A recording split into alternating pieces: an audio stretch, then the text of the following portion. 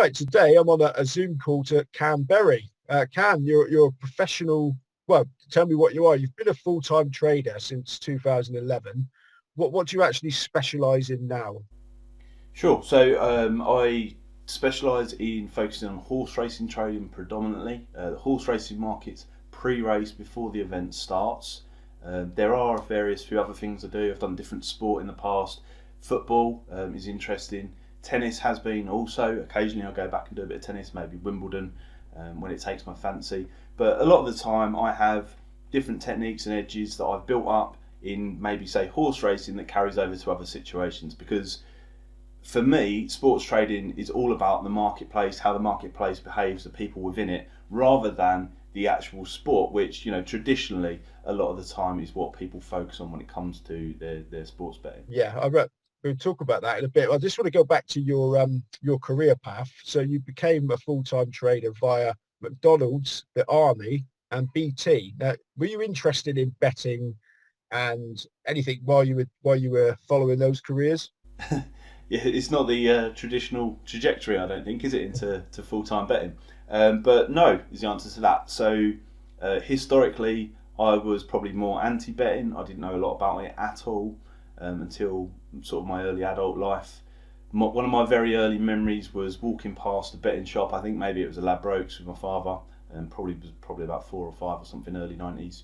I remember walking past the doorway, had the chains hanging down, and in like my childlike memory, it felt like there was smoke billowing out the doorway. It probably wasn't quite so dramatic, but my father said to me, "Don't ever go in one of those places." So I never did, and from that point onwards, I was never interested in betting.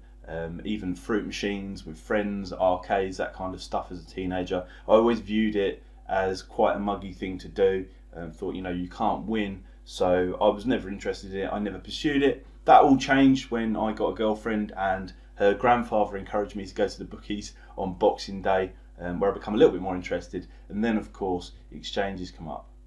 Okay, so we're going to talk about that in a minute as well. But being an ex-army bloke myself, I'm interested to see that you completed P Company. For anybody that doesn't know, you've got to be an officially hard-warry bastard to complete P Company, which is a parachute regiment thing. Tell us a bit about your army career. Yeah, that seemed like a lifetime ago now, really. But yeah, so started out at McDonald's, ended up in the army. To be honest, sort of 16, didn't finish my GCSEs, didn't have a lot of options, was a bit tight for a place to live. Thought, hey, army, all in one solution. So I joined the army, done the aptitude tests, always wanted to be down the business end of things, join the infantry, paras, stuff like that. But they kind of encouraged me to go and do something a bit more technical. So I joined the signals. And then once I actually went to unit, I went and done the para course you just mentioned there, and supported 2 and 3 para in Colchester for coming up to around about 8 years, I think it was, before I left. So yeah, that was a bit of an experience. Yeah, and you did 2 tours of duty, what, in Afghanistan? I did, yeah, that's correct. So I done my first tour was 6 months long. My second tour was 7 months long in total. Yeah, yeah. Well, one of the things I read about you, well, obviously you've written or you've sort of said, you had a bit of an epiphany moment in a trench with little Gaz. You decided that you wanted to do something with your life. Can you tell us a little bit about that? Yeah, it's quite a long time since I really sort of spoke about that, I guess. But it was a very big turning point in my life. Obviously, I was quite young. I was away on tour, and the role that I was assigned to was a little bit of a specialist role, supporting some mercenary contractors that had been hired by the government to burn the poppy fields, so that it was seen as though these contractors were doing it rather than the army upsetting the locals. So there was just a link with just a few of us, and we provided the comms back to the military, if you like, from these mercenaries. But the experience with them was seriously heavy duty, to be quite honest with you. And I remember a point being stuck in a trench, being absolutely shelled for like 8, 10 hours at a time, and I don't even smoke. And I was sat there with little Gaz that was with me, and I was like, "Look, give me a fag, will you?" And that was the point where I realised something here in my life has really got to change. Okay, now you've come out of the army. You've mentioned that in about 2006, 2007, you first went to a betting shop. you were always anti-bookmaker. Is that why, sort of, you said before that your father had always said no, you just always drilled into that betting shops where where losers go? Yeah, I think so. And I guess one other thing that comes into it is I grew up in a seaside town, Clacton, so I'd often see a lot of people going to the arcades and amusements and burning money like that. So maybe that was slightly off-putting for me early on. But I think once I got involved into, or I come across horse racing as an adult, and then particularly exchanges afterwards, I realised, hang on, there's actually a way to win here. And I was maybe interested in trading outside of exchanges before that, betting exchanges. So it just kind of gelled nicely. And so things just flourished from there, really. I didn't really know what I was doing for the first few years. I wrote a blog online documenting some of my thoughts and experiences also. But it was kind of like this new world that was just interesting, where I thought, hey, you can actually win here. Other people are actually winning.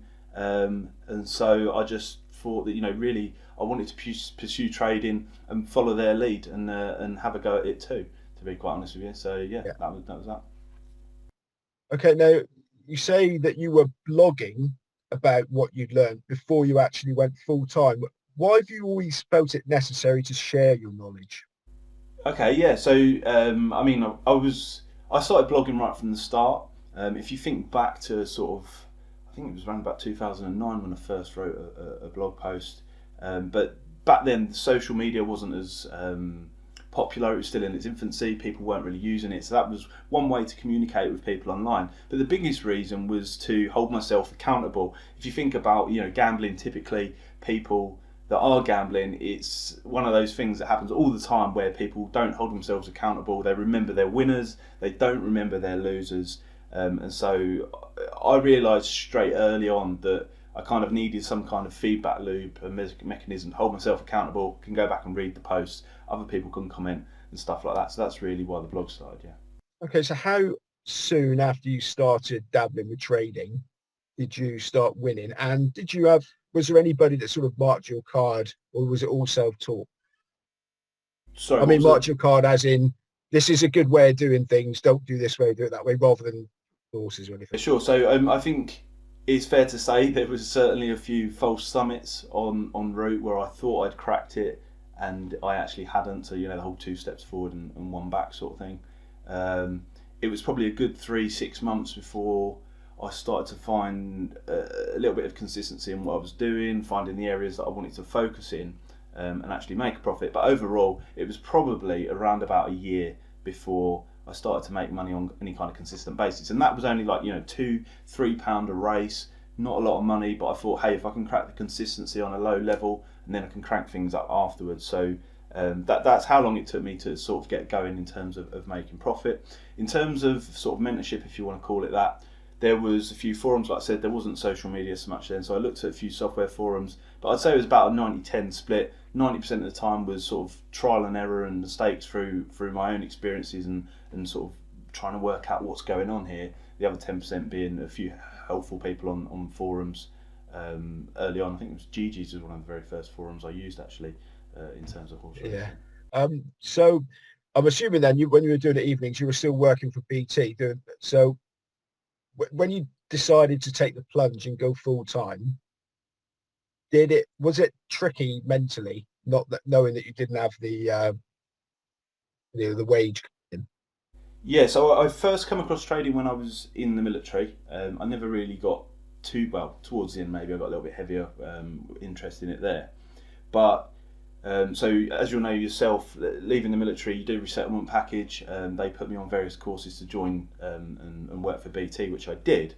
But I kind of managed a little bit sneaky, and I pulled it so that I could be proactive, work out what was going to happen in my day ahead with BT, be up at the job, ready for it to come through on the PDA first thing. As soon as it comes through, get straight on the work, get it done as quickly as I possibly can, and then finish for like 2-3 in the afternoon. So I was actually getting home and then getting stuck into the race card, or at least half of it, trying to make a bit of money like that. And I'd done that for about 6 months or so on the regs, just to make sure that I built up some funds. Obviously, I had no support systems, no family that helped me out. But I didn't want to take risk. I wanted to make sure that there was that build up. But to be quite honest with you, yeah, it was extremely taxing. mentally too. Certainly, it's a stressful thing to do. Did you manage to use your context to wangle yourself super fast fiber optic back in the day? I did, yeah, I did, yeah. Good man. Um, so, so how often since you started trading a decade ago have you had to change your strategy? Well, I think things are always evolving. I think it's foolish to look at it as though things are not going to change. I think people typically do that. So a lot of the things that I do have evolved. The core fundamentals underneath what I actually do haven't really evolved, and that's because I've sort of specifically targeted things that are unlikely to change. So, for example, human behaviour, fear, stuff like that. So that those things haven't changed. But in terms of how I operate, some things may have changed. Back to when I first started, there was more focus on sort of prices from the courses. That was still a little bit of a thing, and now it's more the other way around. It's sort of exchanges first, and we will see the exchanges go down on a Saturday afternoon, and suddenly there's a whole load of bookmakers with huge spreads, and that could be because they're following Betfair. It could be.